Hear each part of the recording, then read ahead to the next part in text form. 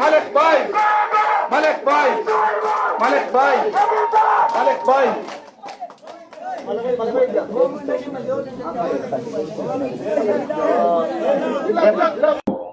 একটা পরিবার একটা মেয়ে একজন মা স্বাবলম্বী হওয়ার জন্য এই পয়সাটা সরকারের পক্ষ থেকে দেওয়া হবে এবং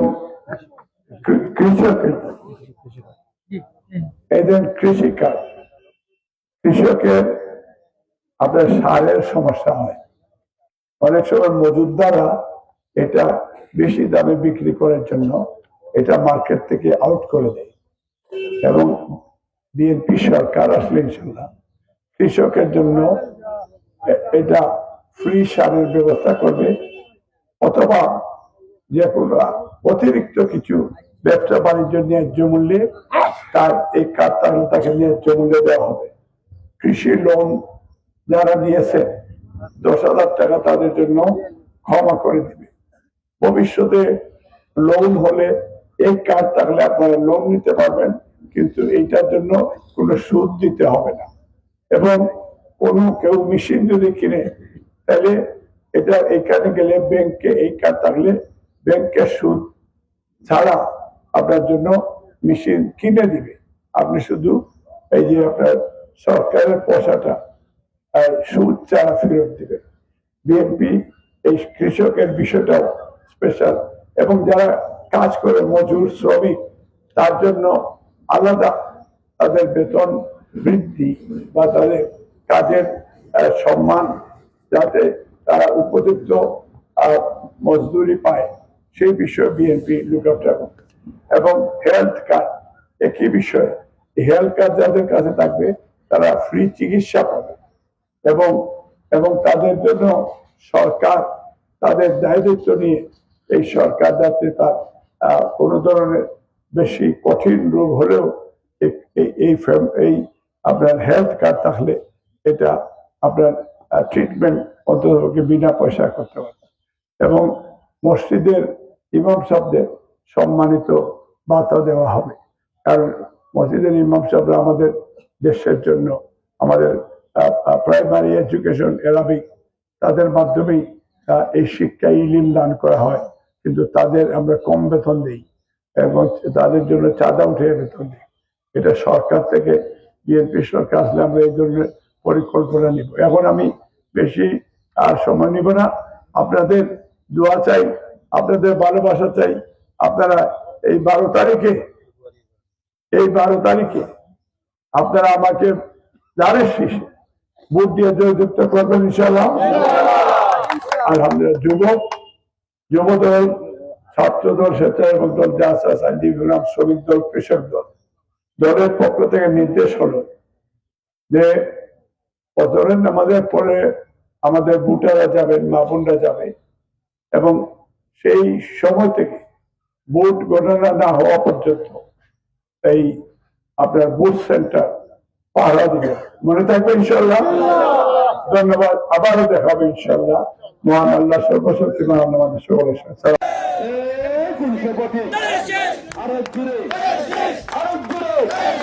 উন্নয়নে নৈশাসিতে হামিদপুরে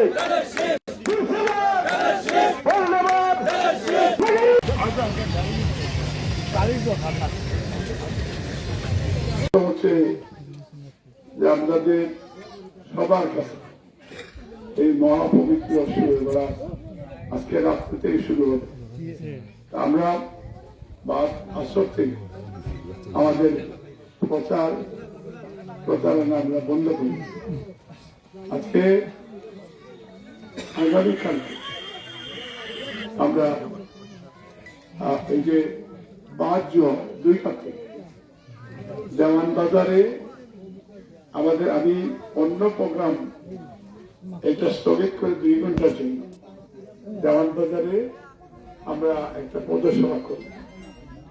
বালাগঞ্জে একটা সুনাম রয়েছে আর আমাদের চিলিয়াস আমি যে এই এলাকার জন্য অনেক কাজ করে গেছে, এমন কোথায় আছে আল্লাহ তাআলা সবচেয়ে ভালো জানে। আমরা তার জন্য যেখানে গেছে আল্লাহ যেন তার হেফাজতে রাখে, এটা আমাদের চাওয়া। কালকে তার ওয়াইফ রুনাবাবু আমাদের চেয়ারপারসনের উপদেষ্টা, উনি কালকে দেওয়ানবাজারে প্রধান অতিথি হিসাবে আসবেন এবং আমাদের এলাকার পক্ষে ভোট চাইতে আসবেন।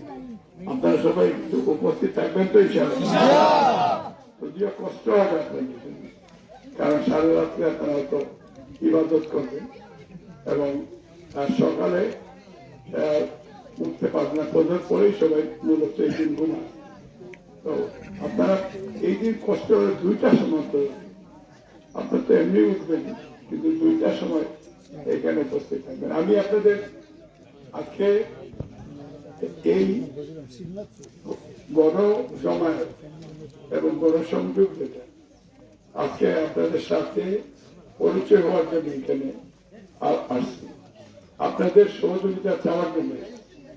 এই এলাকা যেটা আপনাদের অনেক দাবি দেওয়া আছে, এই দাবি দেওয়া বিএনপি ইনশাআল্লাহ যদি আমরা আল্লাহ মেহরবান হয় জনগণের মধ্যে তো বিএনপি পাওয়ারে আসবে, এটা আমরা বিশ্বাস করেন তো আর দক্ষিণ বালাগঞ্জ থেকে আপনাদের মূল্যবান ভোট দিবে এবং দানের শীষকে আপনারা আছেন যারা আমাদের মা বোনরা যারা বাড়িতে আছে তারা ভোট সেন্টারে আপনার ফজরের নামাজ পড়ে হিন্দু যারা আছেন তারা তাদের পূজা শেষ করে তারা ভোরবেলা ভোট সেন্টারে গিয়ে ভোটটা দিবে।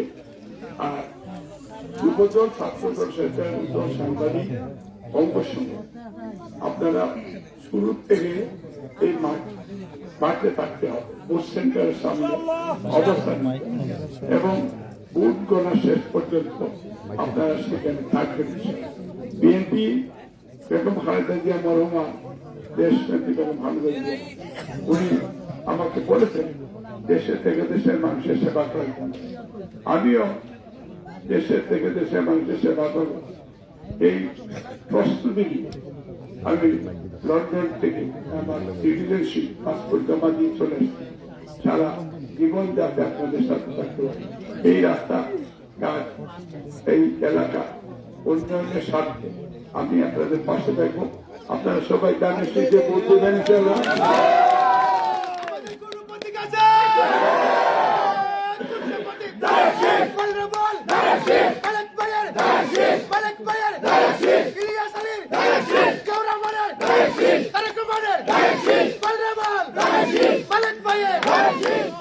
আমি আজকে